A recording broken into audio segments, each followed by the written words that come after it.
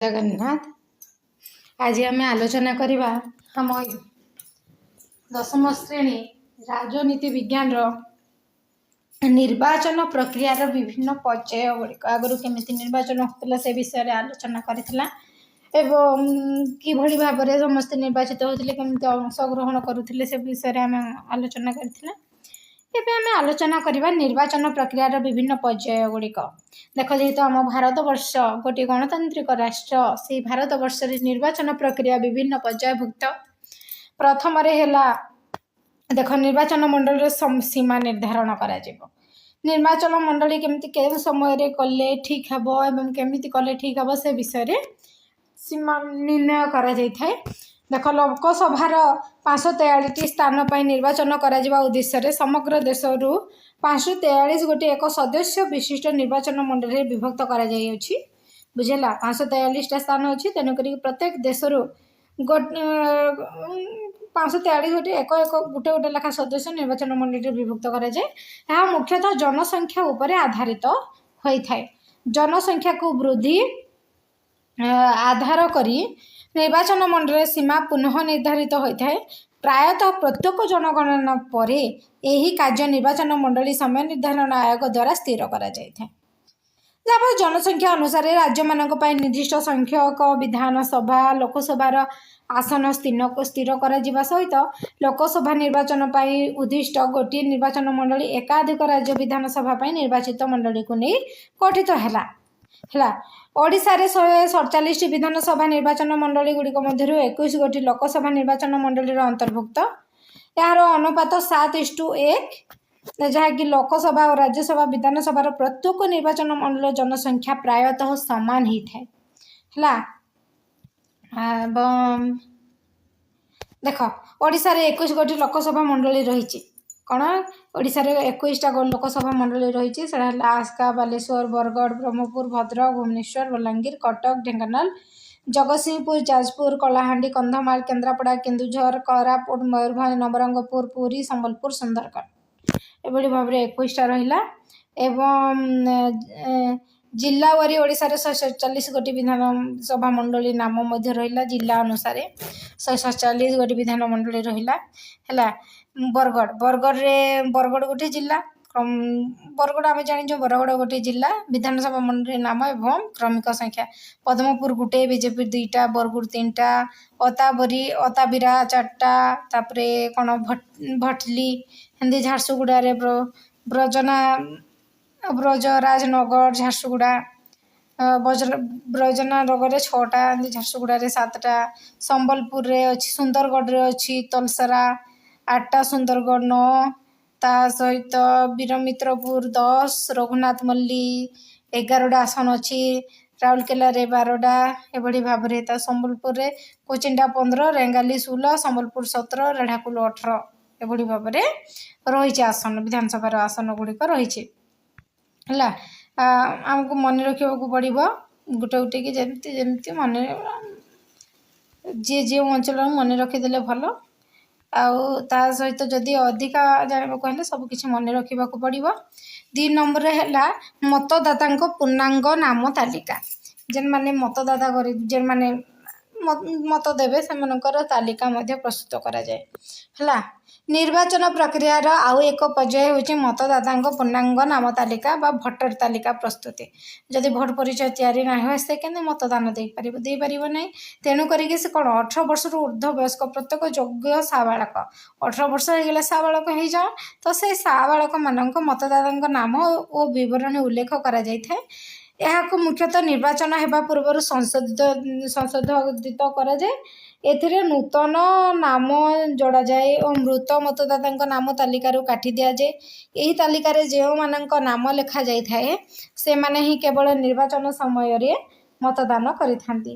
3 नंबरटा रहिला निर्वाचन कार्यक्रम घोषणा एवं रिटर्निंग ऑफिसर और निर्वाचन प्रक्रिया रे संपृक्त अन्य कर्मचारी नियुक्ति है जहाँकि राष्ट्रपति निर्देश क्रमे निर्वाचन आयोग केंद्र और राज्य सरकार सहित विचार विमर्श करी लोकसभा साधारण निर्वाचन निर्दिष्ट तारीख और दिन घोषणा कर तो राज्य विधानसभा क्षेत्र में राज्यपाल आदेश मते निर्दिष्ट तारीख और दिन घोषणा करागला ता सहित सहित प्रार्थी मान द्वारा नामांकन पत्र दाखल तारीख कराए प्रार्थी पत्र जांच तारीख एवं प्रार्थी पत्र प्रत्याहार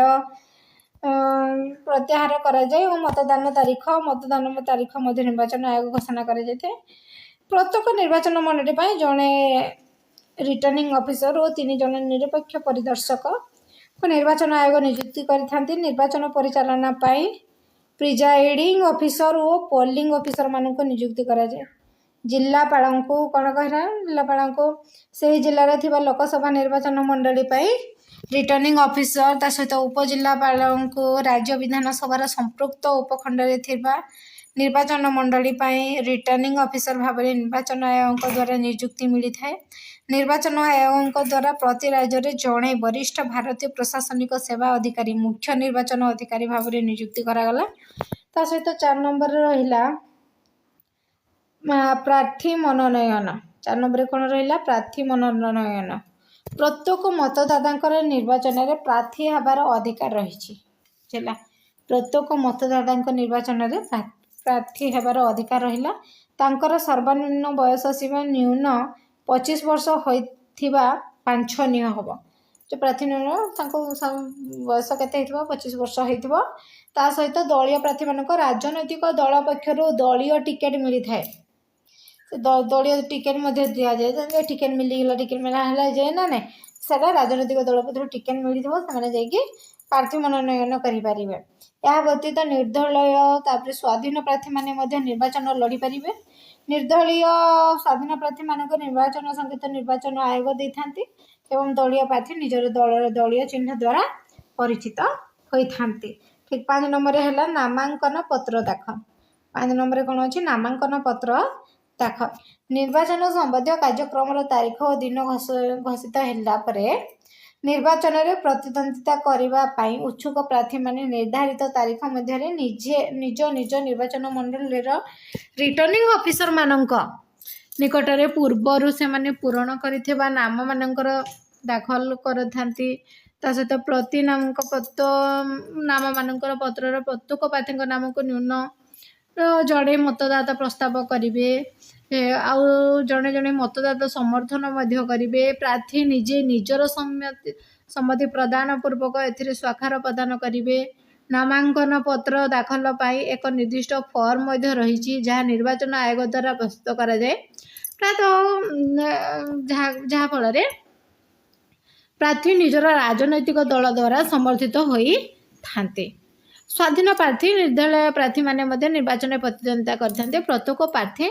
नामांकन पत्र सहित निजर आयर परिमाण एवं निज विरोध में थिबा फौजदारी मोकदमा सूचना दाखल करथांती जेमाने स्वच्छ थिबे तांकर आय केते अछि से विषय जना पड़थो सबको संविधान धारा 71 अनुसार राष्ट्रपति और उपराष्ट्रपति निर्वाचन संपर्कित मोकदमार विचार केवल देशर सर्वोच्च न्यायालय करा जाई पारिबो आम धारा 71 अनुसार जो राष्ट्रपति उपराष्ट्रपति निर्वाचन संपर्कित मोकदमा गुड़िक केवल न्यायालय उच्च न्यायालय सर्वोच्च न्यायालय करा जिवो हला 6 नंबर कौन रहिला अमानत अर्थ राशि दाखल केमती तांकर अर्थ राशि दाखल करिवे अमानत भाव रे ता मध्य रहिछि तापरे से माने इलेक्शन जाय छिड़ा हेबे बुझला तांको टिकेट मिलिबो प्रत्येक प्रार्थी नामांकन पत्र दाखल करने समय एक निर्दिष्ट परिमाण अर्थ राशि अमानत भाव में दाखल करते जड़े प्रार्थी को जदि निर्वाचन मंडली मिलता समस्त सिद्ध मतर 1/6 समर्थन न मिले तेबे से दाखल करने अमानत राशि हरई थांती 7 नंबर है नामांकन पत्र जांच केमिति हम प्रार्थी मान द्वारा नामांकन पत्र दाखलर शेष तारीख शेष हेबा परे समस्त प्रार्थी उपस्थिति रे रिटर्निंग ऑफिसर मिलिथिबा समस्त नामांकन पत्र को पुंखानुपुंख जांच करा जायथे एही प्रक्रिया चालुथिबा समय प्रार्थी मानकर योग्यता एवं से माने नियम मुताबक समस्त कागज पत्र एही नामांकन पत्र सहित दाखल करा जायछि कि नहीं ता जांच करा जाए जो प्रार्थी मानकर नामांकन पत्र निर्वाचन आईन अनुसार वैध बा सिद्ध घोषित होता है से माने एक पूर्णांग नाम तालिका रिटर्निंग ଅଫିସର ପ୍ରସ୍ତୁତ କରିଥାନ୍ତି ଏବଂ ସାଧାରଣ ଜାଣିବା ପାଇଁ ତାହା ଘୋଷଣା କରାଯାଏ। ସର୍ବସାଧାରଣ କେମିତି ଜାଣିବେ ତାହା ସେଥିପ୍ରତି ଘୋଷଣା କରାଗଲା। 8 ନମ୍ବରରେ କ'ଣ ରହିଲା? ପ୍ରାର୍ଥୀପତ୍ର ପ୍ରତ୍ୟାହାର ଓ ଚୂଡ଼ାନ୍ତ ନାମ ତାଲିକା ଘୋଷଣା କେମିତି କରିବେ? ଦେଖ, ପ୍ରାର୍ଥୀପତ୍ର ତାଙ୍କୁ ଗୋଟେ ଗୋଟେ ପଏଣ୍ଟ ମନେ ରଖିବାକୁ ପଡ଼ିବ, ଯେହେତୁ ଅଛି କେମିତି ରହିଛି ସେଗୁଡ଼ିକ, ହୁଏତ ଲଙ୍ଗ୍ କ୍ୱେଶ୍ଚିନ୍ ପଡ଼ିଯାଇପାରେ ହେଲା। ନାମାଙ୍କନ ପତ୍ର ଯାଞ୍ଚ ଏବଂ ବୌଦ୍ଧ ନାମାଙ୍କନ ପତ୍ର ଏକ ପୂର୍ଣ୍ଣାଙ୍ଗ ନାମ ତାଲିକାଟି ଘୋଷଣା କରାହେବା ପରେ ଯେକୌଣସି ଇଚ୍ଛୁକ ପ୍ରାର୍ଥୀ ଏକ ନିର୍ଦ୍ଦିଷ୍ଟ ସମୟସୀମା ମଧ୍ୟରେ ସ୍ୱ ଇଚ୍ଛାରେ ନିଜର ପ୍ରାର୍ଥୀପତ୍ର ପ୍ରତ୍ୟାହାର କରିପାରିବେ ଏବଂ ସେମାନଙ୍କୁ ତାଙ୍କର ଅମାନତ ଟଙ୍କା ଫେରସ୍ତ କରାଯିବ। ତାହାପରେ ଅନ୍ୟ ସମସ୍ତ ପ୍ରାର୍ଥୀମାନଙ୍କ ଏକ ଚୂଡ଼ାନ୍ତ ନାମ ତାଲିକା ପ୍ରସ୍ତୁତ କରି ରିଟର୍ଣ୍ଣିଂ ଅଫିସର ସେହି ନାମ ତାଲିକାକୁ ସର୍ବସାଧାରଣ ଜାଣିବା ପାଇଁ ଘୋଷଣା କରିବେ। ଯଦି କୌଣସି ନିର୍ବାଚନ ମଣ୍ଡଳୀରୁ ଏକମାତ୍ର ସିଦ୍ଧ ପ୍ରାର୍ଥୀପତ୍ର ଚୂଡ଼ାନ୍ତ ହୋଇଥାଏ, ସେଠାରେ ସେହି ପ୍ରାର୍ଥୀ ନିର୍ଦ୍ୱନ୍ଦ୍ୱରେ ନିର୍ବାଚିତ ଘୋଷିତ ହୁଅନ୍ତି ଓ ସେଠାରେ ନିର୍ବାଚନ କରାଯାଏ ନାହିଁ। ତା ସହିତ 9 ନମ୍ବର ଲୋକପ୍ରତିନିଧି। ତାପରେ 9 ନମ୍ବରରେ ରହିଲା ନିର୍ବାଚନ ସଂକେତ ପ୍ରଦାନ। କେମିତି ରହିଲା ନିର୍ବାଚନ ସଂକେତ ପ୍ରଦାନ, ସେ ବିଷୟରେ ଆଲୋଚନା କରିବା। ପ୍ରତ୍ୟେକ ରାଜନୈତିକ ଦଳକୁ ନିର୍ବାଚନ ଆୟୋଗ ଦଳୀୟ ସଂକେତ ପ୍ରଦାନ କରାଯାଇଥାଏ ଏବଂ ଦଳ ଦ୍ୱାରା ସମିତ ପ୍ରତ୍ୟେକ ପ୍ରାର୍ଥୀ ନିଜ ଦଳର ନିର୍ବାଚନ ଚିହ୍ନରେ ଲଢ଼ିଥାନ୍ତି ଏବଂ ପ୍ରାର୍ଥୀମାନେ ମୁଖ୍ୟତଃ ନିର୍ବାଚନ ଆୟୋଗ ଦ୍ୱାରା ସ୍ୱୀକୃତ ନିର୍ବାଚନ ସଂକେତ ଗୁଡ଼ିକ ମଧ୍ୟ ନିଜ ପାଇଁ ଗୋଟିଏ ସଂକେତ ବାଛିବାର ବ୍ୟବସ୍ଥା ଥାଏ ଏବଂ ନିର୍ବାଚନ ସଂକେତ ସର୍ବଦା ନିରପେକ୍ଷ ହେବା ବାଞ୍ଛନୀୟ। ମନେ ରଖିଥାଅ, ନିର୍ବାଚନ ସଂକେତଟା ସର୍ବଦା କେମିତି ହେବା କଥା? ନିରପେକ୍ଷ ହେବା ନିହାତି ଆବଶ୍ୟକ ହେଲା। 10 ନମ୍ବରରେ ରହିଲା ନିର୍ବାଚନ ପ୍ରଚାରର ଅଭିଯାନ। କେମିତି ନିର୍ବାଚନ ପ୍ରଚାର କରିବେ ସେ ବିଷୟରେ ସେମାନେ ଚିନ୍ତା କରିଥାନ୍ତି ହେଲା। ନାମ ତାଲିକା ଘୋଷଣା କରାଯିବ, ତାପରେ ନିର୍ବାଚନ ପ୍ରଚାର ଅଭିଯାନ ଆରମ୍ଭ ହୋଇଥାଏ। ରାଜନୈତିକ ଦଳ ନିଜ ନିଜ ଦଳର ନିର୍ବାଚନ ଇସ୍ତାହାର ପ୍ରକାଶ କରିଥାନ୍ତି। ସେଥିରେ ନିଜ ଦଳର ଆଭିମୁଖ୍ୟ, ଦଳୀୟ ପନ୍ଥା ଏବଂ ଦଳ ଭବିଷ୍ୟତ କେମିତି କାମ କରିବେ ସେଥିପାଇଁ ମଧ୍ୟ ଚେଷ୍ଟା କରିଥାନ୍ତି। ଏପରି କେଉଁଥିରେ ସେମାନେ ପ୍ରଚାର କରିଥାନ୍ତି? ପେପରରେ, ପ୍ରାଚୀର ପତ୍ରରେ, ବିଜ୍ଞାପନରେ, ଦୂରଦର୍ଶନରେ, ବିତର୍କ ସମ୍ବାଦପତ୍ରରେ, ବାର୍ତ୍ତା ପ୍ରକାଶନ, ସାଧାରଣ ସଭା, ର୍ୟାଲିଂ ବି ହୁଏ। ଏଥିରେ ସେମାନେ ତାଙ୍କର ପ୍ରଚାର କରିଥାନ୍ତି ହେଲା। ନିର୍ବାଚନ ପ୍ରଚାର ଅଭିଯାନ ମତଦାନ ପାଇଁ ନିର୍ଦ୍ଧାରିତ ଦିନର 48 ଘଣ୍ଟା ପୂର୍ବରୁ ବନ୍ଦ ହୋଇଯାଇଥାଏ। 48 ଘଣ୍ଟା ପୂର୍ବରୁ ହିଁ ବନ୍ଦ ହୋଇଯିବ, ଯେମିତି 3 ଦିନ ଆଗରୁ ବନ୍ଦ ହୋଇଯିବ ହେଲା। ନିର୍ବାଚନ ପ୍ରଚାର ପାଇଁ ମାତ୍ର 15 ଦିନ ସମୟ ମିଳିଥାଏ। 15 ଦିନ ଭିତରେ ଯାହା ନିର୍ବାଚନ ପ୍ରଚାର ହୋଇଥାଏ, ବିଭିନ୍ନ ରାଜନୈତିକ ଦଳର ପ୍ରମୁଖ ନେତାମାନେ ମଧ୍ୟ ଦଳୀୟ ପ୍ରାର୍ଥୀଙ୍କ ସପକ୍ଷରେ ନିର୍ବାଚିତ କରିଥାନ୍ତି ହେଲା। ତାହେଲେ 11 ନମ୍ବରଟା କ'ଣ ଅଛି? ଆଦର୍ଶ ଆଚରଣ ବିଧି। କେମିତି ଆଚରଣ କରିବା ନିହାତି ଆବଶ୍ୟକ। ପ୍ରତ୍ୟେକ ଜନସାଧାରଣ ନିର୍ବାଚନ ବେଲେ ପୁରା ଭଦ୍ର ନମ୍ର ହେଇକି ଚାଲନ ନା ନାହିଁ, ହେନ୍ତି ନିର୍ବାଚନ ସମୟରେ ନିର୍ବାଚନ ଆୟୋଗ ଆଦର୍ଶ ଆଚରଣ ବିଧି ଲାଗୁ ରହିଥାଏ। ଏହା ନିର୍ବାଚନ ସମୟରେ ହିଂସାକାଣ୍ଡ ବା ବିଭିନ୍ନ ଅସାଧୁ ଉପାୟ ଅବଲମ୍ବନକୁ ରୋକିବାରେ ସହାୟତା ହୋଇଥାଏ। ପ୍ରାର୍ଥୀମାନଙ୍କୁ ନିଜର ଆଚରଣରେ ନିର୍ବାଚନ ପ୍ରଚାର କାର୍ଯ୍ୟରେ ସରକାରୀ ଗାଡ଼ି ଓ ସରକାରୀ କର୍ମଚାରୀଙ୍କୁ ବ୍ୟବହାର କରାଯାଇ ନଥାଏ। ଏହା ଆଦର୍ଶ ଆଚରଣ ବିଧିର ବିରୋଧାରଣ କରିଥାଏ। ତାହେଲେ 12 ନମ୍ବରରେ କ'ଣ ହେଲା? ମତଦାନ ବ୍ୟବସ୍ଥା। 12 ନମ୍ବରରେ ଆସିଲା ଆମ ମତଦାନ ବ୍ୟବସ୍ଥା କେମିତି ରହିଲା। ନିର୍ବାଚନ ଆୟୋଗ ନିର୍ବାଚନ ପାଇଁ ମତଦାନ ତାରିଖ, ଦିନ ଓ ସମୟସୀମା ସ୍ଥିର କରାଯାଇଥାଏ ଏବଂ ମତଦାନ ପ୍ରକ୍ରିୟାକୁ ସୁଗମ ତ୍ରୁଟିଶୂନ୍ୟ କରିବା ପାଇଁ ଏକାଧିକ ମତଦାନ କେନ୍ଦ୍ର ପ୍ରତ୍ୟେକ ନିର୍ବାଚନ ମଣ୍ଡଳୀରେ ସ୍ଥାପନ କରାଯିବ। ବୁଝିଲା। ତା ସହିତ କାଣା ରହିଲା? 2ଟି ମତଦାନ କେନ୍ଦ୍ର ମଧ୍ୟରେ ଦୂରତା ପ୍ରାୟ କେତେ? 1 କିଲୋମିଟରରୁ କମ୍ ଥାଏ ଓ ପ୍ରତ୍ୟେକ ମତଦାନ କେନ୍ଦ୍ରରେ 700ରୁ 800 ମତଦାତା ନିଜର ମତଦାନ କରିବା ପାଇଁ ବ୍ୟବସ୍ଥା କରାଯାଏ ହେଲା। ମତଦାନ କେନ୍ଦ୍ରର 100 ମିଟର ମଧ୍ୟରେ ଦୂରତା କୌଣସି ପ୍ରକାର ନିର୍ବାଚନ ପ୍ରଚାର ନିଷିଦ୍ଧ। ପ୍ରତ୍ୟେକ ମତଦାନ କେନ୍ଦ୍ରରେ ନିର୍ବାଚନ କାର୍ଯ୍ୟ ପରିଚାଳନା କରିବା ପାଇଁ ଜଣେ ପ୍ରିଜାଇଡ଼ିଂ ଅଫିସର ଆଉ ଏକାଧିକ ପୋଲିଂ ଅଫିସର ନିଯୁକ୍ତି ହୋଇଥାନ୍ତି ହେଲା।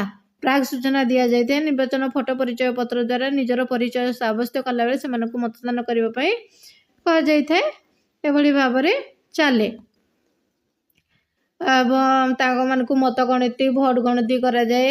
ଜଣେ ଜଣେ ଯାଇକି ପ୍ରତ୍ୟେକ ଯେଉଁମାନେ ମତ ଦେବା ପାଇଁ ଯାଆନ୍ତି ତାଙ୍କର ସ୍ୱାଧୀନତା ଦିଆଯାଇଥାଏ। ନିଜ ହିସାବରେ ସେମାନେ ଦେଇପାରିବେ ଏବଂ 7ଟା ଘଟିକାରୁ 5ଟା ଘଟିକା ମଧ୍ୟରେ ନିର୍ଦ୍ଧାରିତ ହୋଇଯାଇଥାଏ। ଏଭଳି ଭାବରେ ଲୋକସଭା, ରାଜ୍ୟସଭା, ବିଧାନ ନିର୍ବାଚନ ପାଇଁ ମତଦାନ ଭିନ୍ନ ଭିନ୍ନ ସମୟରେ ଏକ ସମୟରେ ହୋଇଥାଏ। ଭିନ୍ନ ଭିନ୍ନ ସମୟରେ ବି ହେଇଥାଏ, ଏକ ସମୟରେ ବି ହେଇଥାଏ। ତାହେଲେ 13 ନମ୍ବରଟା କ'ଣ ଅଛି? ସିଦ୍ଧ ମତ ଗଣିବା ଓ ଚୂଡ଼ାନ୍ତ ଫଳାଫଳ ଘୋଷଣା। କେମିତି କରିବେ? ଯେତେବେଳେ ମତ ଦେଇଦେବେ ସମସ୍ତେ କ'ଣ କରିବେ? ସିଦ୍ଧ ମତ ଗଣିବା ଦ୍ୱାରା କ'ଣ ହେବ? ସ୍ଥାନ, ତାରିଖ, ଦିନ, ସମୟ ନିର୍ବାଚନ ଆୟୋଗ ଘୋଷଣା କରାଯାଇଥାଏ। ପୂର୍ବରୁ ମତଦାନ ଗଣନା କେନ୍ଦ୍ରରେ ନିର୍ଦ୍ଧାରିତ ସମୟରେ ମତଦାନ ପେଟି କିମ୍ବା TVM ଗୁଡ଼ିକ ଖୋଲାଯାଏ ଏବଂ କିନ୍ତୁ ଏବେ ତ ଚାଲିଲାଣି ପଞ୍ଚିଂ ମେସିନ୍, ଯାଇକି କରିଦେଉଛନ୍ତି ଆରାମସେ ନା ନାହିଁ। ଗୋଟିଏ ମତଦାତାର ଗୋଟିଏ ଭୋଟ ନୀତି ନିୟମ କରାଯାଏ। ଏଭଳି ଭାବରେ ପ୍ରାର୍ଥୀମାନଙ୍କୁ ବିଜୟୀ ଘୋଷଣା କରାଯାଇଥାଏ। ଏବଂ ତା ସହିତ କ'ଣ? ରିଟର୍ଣ୍ଣିଂ ଅଫିସର ନିର୍ବାଚନ ଫଳାଫଳ ଘୋଷଣା କରି ସେହି ଘୋଷଣାନାମାକୁ ନିର୍ବାଚନ ଆୟୋଗକୁ ପଠାଇ ଦିଅନ୍ତି ଓ ବିଜୟୀ ପ୍ରାର୍ଥୀଙ୍କୁ ତତ୍ ସମ୍ପର୍କିତ ଏକ ସାର୍ଟିଫିକେଟ୍ ପ୍ରଦାନ କରିଥାନ୍ତି। ନିର୍ବାଚନ ପ୍ରକ୍ରିୟା ଚାଲୁଥିବା ସମୟରେ କୌଣସି ତ୍ରୁଟି ପରିଲକ୍ଷିତ ହେଲେ ନିର୍ବାଚନ ଫଳାଫଳକୁ ନେଇ ରହିଥାଏ।